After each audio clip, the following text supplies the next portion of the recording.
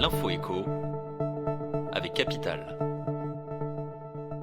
On commence avec cet amendement au projet de loi de financement de la sécurité sociale pour 2022 voté à l'Assemblée.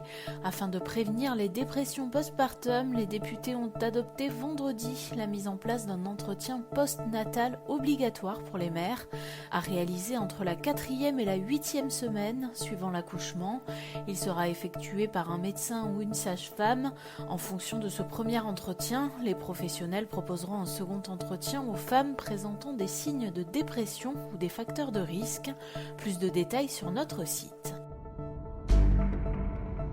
L'info pratique, alors que jeudi, Jean Castex a annoncé la mise en place d'une indemnité inflation de 100 € à destination des Français qui gagnent moins de 2 000 € net par mois pour faire face à la hausse des prix de l'énergie et des carburants, certains pourraient la recevoir plusieurs fois, comme les salariés possédant plusieurs jobs ou ceux qui cumulent emploi salarié et auto-entrepreneuriat. Ces derniers pourraient recevoir 100 € de l'URSSAF ainsi que 100 € de leur employeur. Interrogé sur ce paramètre par BFM TV, le ministère de l'économie et des finances reconnaît un effet de bord qui sera difficilement évitable. Le chiffre du jour, 35%, c'est la hausse constatée pour la location d'une voiture pendant les vacances de la Toussaint. Selon les chiffres du comparateur Carigami, le prix d'une location durant cette période a bondi de 35% par rapport à 2019, juste avant la crise sanitaire. Le prix moyen à la journée pour un véhicule s'élève à 39 € en France.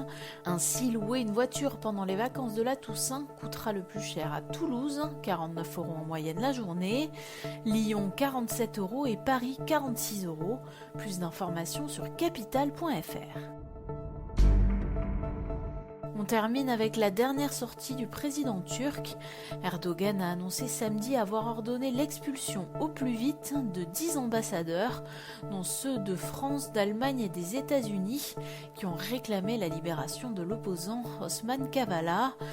J'ai ordonné à notre ministre des Affaires étrangères de déclarer au plus vite ces 10 ambassadeurs persona non grata, a affirmé le chef de l'État lors d'un déplacement dans le centre de la Turquie, sans préciser la date à laquelle les diplomates devront partir. C'était l'info écho avec Capital.